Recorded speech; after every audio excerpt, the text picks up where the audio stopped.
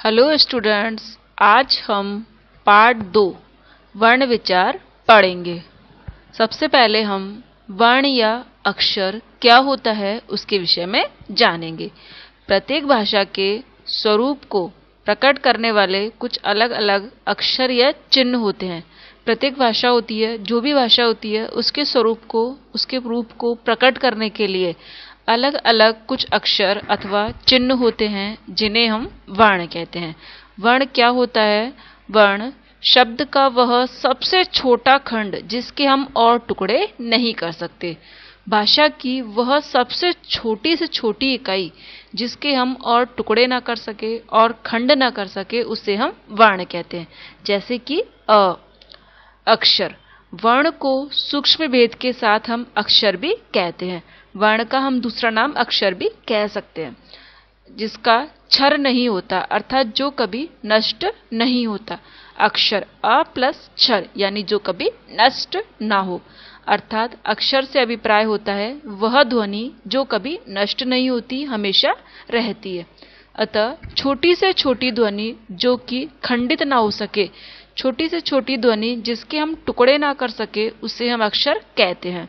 वर्ण ध्वनि के लिखित रूप के लिए प्रयोग में लाया जाता है, जैसे कि अ, आ, क, ख, ग आदि। कुछ विद्वान दोनों को एक ही मानते हैं। तो वर्ण क्या है? भाषा का, शब्द का सबसे छोटे से छोटा खंड जिसके हम और टुकड़े ना कर सके, वह वर्ण होता है। उसे अक्षर भी कहते हैं। अक्षर अर्थात जिसका कभी नष्ट ना हो, जिसका कभी नाश ना हो। तो वर्ण शब्द का सबसे छोटा खंड, भाषा की सबसे छोटी इकाई जिसके हम और टुकड़े ना कर सके, जिसके और टुकड़े ना हो सके, वह वर्ण कहलाता है। एग्जाम्पल अ, आ, ई, क, ख, ग आदि। अब है वर्णों के भेद। वर्णों के समूह को वर्णमाला कहते हैं। वर्णों का समूह अर्थात अ से लेकर ग तक जो हमारी पूरी वर्णमाला है, वर्णों का जो समूह है, उसे हम वर्णमाला कहते हैं। वर्णों को दो रूपों में बांटा गया है। एक तो होता है स्वर व्यंजन, स्वर, और दूसरा होता है व्यंजन। वर्ण दो होते हैं, स्वर वर्ण और व्यंजन वर्ण। हिंदी वर्णमाला को इस प्रकार से हम बांटते हैं। सबसे पहले है स्वर वर्ण। स्वर वर्ण में है ए, आ, ई, उ, री, ए, ऐ, ओ, औ। अ से लेकर औ तक ये सभी 11 स्वर हैं। आ, ई, उ, री, ए, ऐ, ओ, औ ये सभी 11 स्वर वर्ण हैं। इसमें अंग और अह, अंग को हम अनुस्वार कहते हैं, अह को हम विसर्ग कहते हैं। इन दोनों को अयोगवाह कहा जाता है। फिर है व्यंजन वर्ण। व्यंजन वर्ण में क, ख, ग, घ, ण, च, छ, ज, झ, अण, ट, ठ, ड, ढ, अण, और जो ड और ढ की नीचे बिंदी है, इनको भी माना जाता है। त, थ, द, ध, न, प, फ, ब, भ, म, य, र, ल, व, श, षटकोण, सपेरा और हसल, श, से और है। फिर संयुक्त अक्षर है श, त्र, ज्ञ और श्र। इस प्रकार से पूरी वर्णमाला हुई, उसमें 52 वर्ण हुए।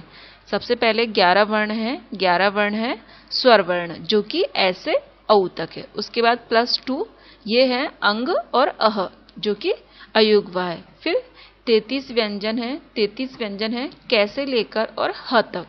कैसे लेकर है तक 33 व्यंजन है। उसके बाद +2 में ड और ढ, ये मिलाकर हुए टोटल 48। और 4 वर्ण है जो संयुक्त अक्षर है श, त्र, ज्ञ, श्र। तो टोटल वर्ण हुए 52। हमारी हिंदी वर्णमाला में 52 अक्षर होते हैं। अब है अयोगवह। अयोगवह क्या? अंग और अह ये हैं अयोगवह। अंग को हम अनुस्वार कहते हैं और अह को विसर्ग। इन दोनों का प्रयोग हम स्वरों के बाद में करते हैं, जैसे कि प्राय, प्रातः, अतः आदि। अयोगवाह के उच्चारण से पूर्व स्वर आता है। अयोगवाह का जब हम उच्चारण करते हैं तो उससे पहले हम स्वर बोलते हैं। स्वर और व्यंजन के मध्य की स्थिति होने के कारण इन्हें वर्णमाला में स्वरों के हम बाद में रखते हैं। अंग का प्रयोग हम स्पर्श व्यंजन 5 जो वर्ण है क, च, ट, त और मैं, उनका पे, इन पांचों वर्णों को, पांचों जो है इनकी जो लास्ट वाला अक्षर है अण खाली अंग, अण, अण, न, म, इनके रूप में हम इसका प्रयोग करते हैं। इसका प्रयोग हम शब्दों में विधि के रूप में करते हैं, अनुस्वार के रूप में हम इसका प्रयोग करते हैं। अब है स्वर। स्वर हम किसे कहते हैं?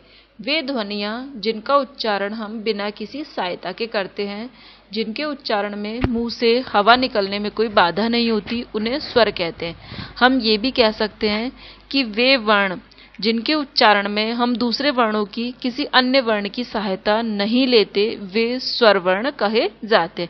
वे वर्ण जिनके उच्चारण में हम दूसरे वर्णों की सहायता नहीं लेते, जिनका उच्चारण करते समय मुंह से हवा निकलने में किसी प्रकार की कोई बाधा नहीं होती है, वे वर्ण स्वर वर्ण कहलाते हैं। स्वर वर्ण कौन से वर्ण होते हैं? स्वर वर्ण वे वर्ण होते हैं जिनके उच्चारण में अन्य किसी वर्ण की हम सहायता नहीं लेते, जैसे कि ए, आ, ई, उ, ए, ऐ, ओ, औ, री आदि। ये 11 स्वर हैं। इनके उच्चारण में हम अन्य किसी वर्णों की सहायता नहीं लेते हैं। अब है स्वरों के भेद। उच्चारण की भिन्नता के आधार पर स्वरों के 3 भेद होते हैं: ऋश्व स्वर, दीर्घ स्वर और प्लुत स्वर। उच्चारण के आधार पर स्वरों को, केवल स्वर को, जो हम 11 स्वर हैं उनको, केवल स्वर जो हैं उनको 3 भागों में बांटते हैं: ऋश्व स्वर, दीर्घ स्वर और प्लुत स्वर। सबसे पहला है ऋश्व स्वर। जिन स्वरों के उच्चारण में कम समय लगता है, अर्थात एक मात्रा हम जब बोलते हैं इतना ही समय लगता है, उन्हें हम ऋश्व स्वर कहते हैं। इनकी संख्या होती है 4: ए, ई, उ और री। ए, ई, उ और री, ये 4 ऋश्व स्वर है। इनको बोलने में सिर्फ एक मात्रा का समय लगता है। दूसरा है दीर्घ स्वर। जिन स्वरों के उच्चारण में ऋश्व से दुगना अर्थात 2 मात्रा का, ऋश्व में तो 1 मात्रा का समय लगता है और दीर्घ में 2 मात्रा का समय लगता है, तो जिन स्वरों के उच्चारण में ऋश्व से दुगना समय लगता है उन्हें हम दीर्घ स्वर कहते हैं। दीर्घ स्वर ऋश्व स्वरों के दीर्घ रूप नहीं है, बल्कि वे अपने आप में स्वतंत्र होते हैं, जैसे कि 2 स्वरों के मेल से बनते हैं। जो ऋश्व स्वर होते हैं वो सिर्फ अपने आप में ही होते हैं, अ, ई, उ, री, जबकि जो दीर्घ स्वर होते हैं ये दो वर्णों के, सॉरी, दो शब्दों की, 2 अक्षरों की संधि से मिलते हैं। 2 स्वरों के मेल से हम इन्हें बनाते हैं। इन्हें हम संधि स्वर भी कहते हैं, क्योंकि ये 2 स्वरों के मेल से बनते हैं, जैसे कि आ, ई, उ, ए, ऐ, ओ, औ। इनकी संधि देखो कैसे की गई है। ए और ए को मिलकर आ बनाया है, अ और ई को मिलकर ए बनाया है, अ और औ को मिलकर औ बनाया है। दोनों ई, छोटी ई मिलाकर बड़ी ई बनाई है, आ और उ मिलकर ओ बना है। दोनों छोटे उ मिलाकर बड़ा उ बनाया है, और ए को मिलाकर ए बना है।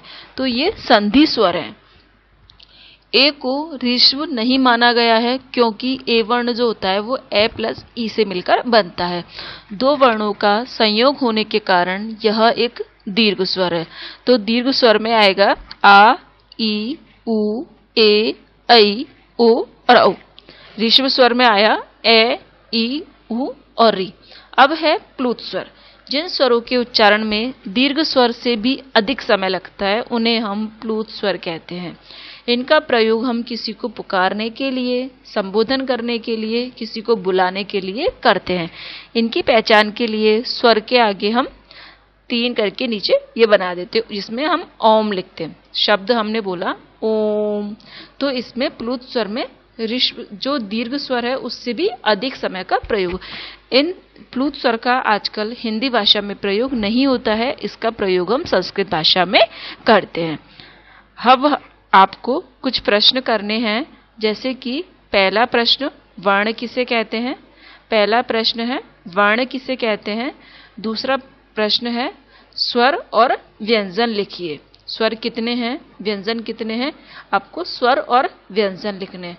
तो पहला प्रश्न हुआ वर्ण किसे कहते हैं, दूसरा स्वर और व्यंजन कितने हैं उन्हें आपको लिखना है। Thank you.